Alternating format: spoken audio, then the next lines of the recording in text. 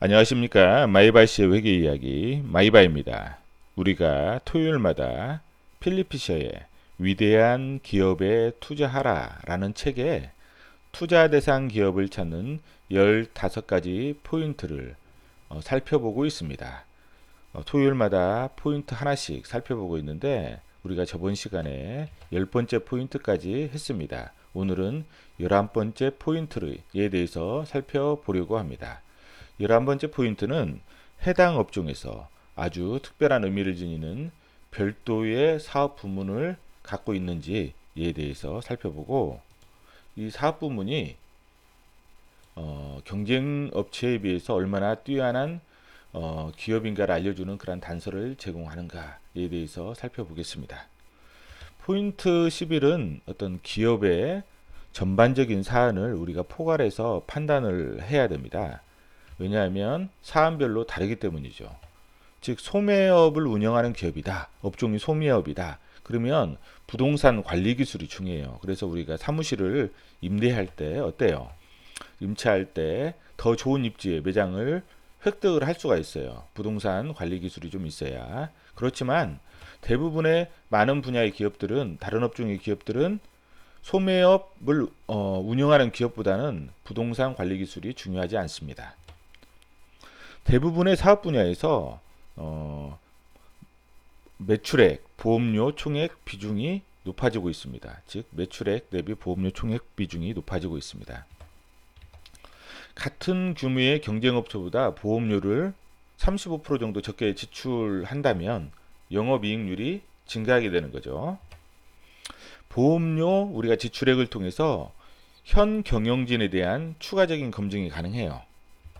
왜냐하면 보험료 비용이 상대적으로 낮다는 것은 인력과 재고 관리가 뛰어나다는 거예요. 이 말이 무슨 말이냐면, 즉 인사사고와 자산 손실 및 낭비가 적으며 제품 원가도 낮출 수 있다는 것을 보여줍니다. 인사사고가 많으면 어때요? 보험료가 지출이 증가되겠죠. 특허권의 경우에는 대기업의 경우에는 이제 부가적인 이점이 될 확률이 커요. 어떤 본질적인 어떤 이점보다는 부가적인 이점. 오늘날에는 기술적 노하우가 아주 광범위하게 됐어요. 그래서 대기업의 경우 경쟁 업체의 접근을 막는 방법보다는 라이선스 비용을 받고 특허권을 사용하게 합니다. 경쟁력을 유지하는 데는 제조 기술상의 노하우와 영업 및 서비스 조직, 고객들이 느끼는 인지도, 고객에 대한 지식 등이 더 큰 영향을 끼치거든요. 따라서 특허권을 무기로 영업이익률을 지키려는 대기업은 투자 대상으로서 강점보다는 약점일 가능성이 커져요. 특허권 보호기간이 끝나면 이런 회사의 이익은 급전직하기 때문이죠. 그렇지만 조직을 만들어가는 젊은 기업 또는 초창기 기업의 어떤 특허권의 경우에는 회사의 기본적인 강점으로 작용할 확률이 큽니다. 왜냐하면 만약 이 특허권이 없다면 이미 확실한 고객과 유통망을 갖고 있는 대기업이 똑같은 제품을 만들어서 작은 업체는 쉽게 시장에서 몰아낼 수가 있기 때문이죠. 따라서 초창기 기업에게 특허권은 아주 중요합니다. 더욱 중요한 것은 더 나은 제품 생산 기술을 개발하는 것이 특허권에 의지한 채 가만히 있는 것보다 훨씬 유리하다는 거죠. 우리가 저번에 한번 사례 연구를 했죠. 초고 수익 제조기업 사례 연구, LG경제연구원에서 발표한 리포트입니다. 김용대 씨가 시가총액 100억 달러, 한화로 우리나라 돈은 약 11조 원 이상의 기업 중에서 영업이익률이 50% 넘어가는 제조기업은 일본의 키엔스와 대만의 라간정밀이라고 했어요. 그래서 일본의 키엔스는 우리가 저번에 공부를 했습니다. 사례를. 오늘은 대만의 라간정밀에 대해서 이 사례 연구를 한번 해보겠습니다.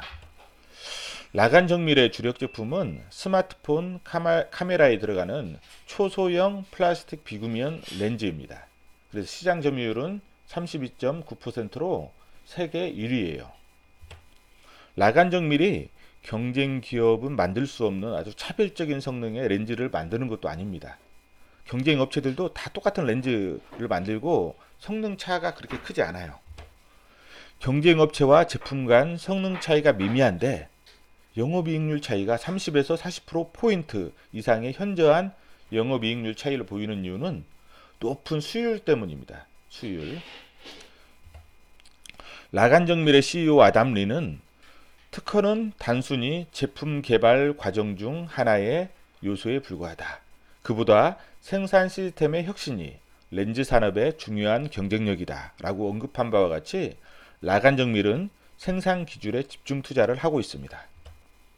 공정 설계 및 최적화부터 금형을 제작한다든지 생산 설비의 개발, 생산 설비도 다 자체적으로 개발하고 있죠. 및 제작까지 생산과 관련된 모든 기술을 내부적으로 연구하고 있을 뿐만 아니라 최근에는 조직적으로도 R&D 부서, 그 중에서도 생산기술 관련 R&D 부서의 위상을 대폭 향상시키고 있습니다. 이 표는 라간정밀의 조직도입니다.